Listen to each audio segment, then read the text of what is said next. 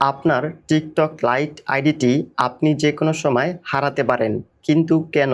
এর কারণ হচ্ছে আপনার টিকটক লাইট আইডিটি যেই জিমেল বা ফোন নাম্বার দিয়ে খুলেছেন সেই জিমেল বা ফোন নাম্বারটি আপনার কাছে না থাকার কারণে।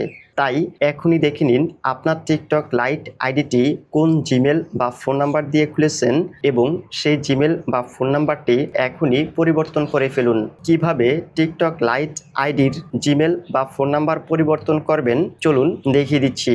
টিকটক লাইট অ্যাপটি ওপেন করবেন। টিকটক লাইট অ্যাপটি ওপেন হয়ে গেলে মিতে ক্লিক করবেন। উপরে কর্নারে 3 ডটে ক্লিক করবেন।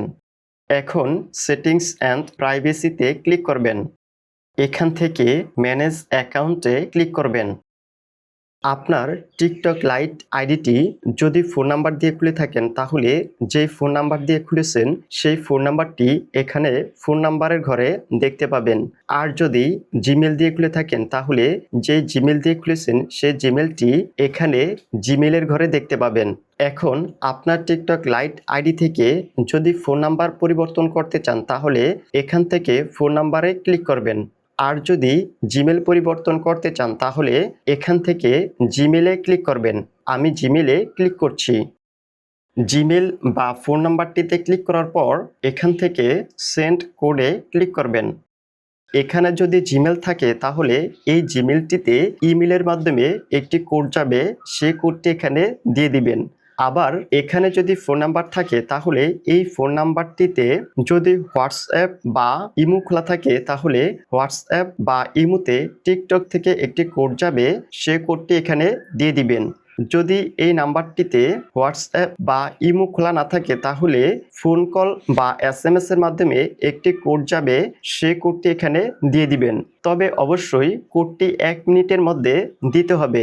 যদি কোডটি 1 মিনিটের মধ্যে দিতে না পারেন তাহলে এখান থেকে রিসেন্ট কোডে ক্লিক করবেন।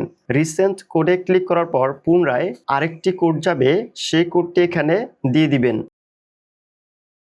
এখন আপনার এই টিকটক লাইট আইডিতে যদি ফোন নাম্বার দিতে চান তাহলে যে ফোন নাম্বারটি দিবেন সেই ফোন নাম্বারটি এখানে ফোন নাম্বারের ঘরে দিয়ে দিবেন।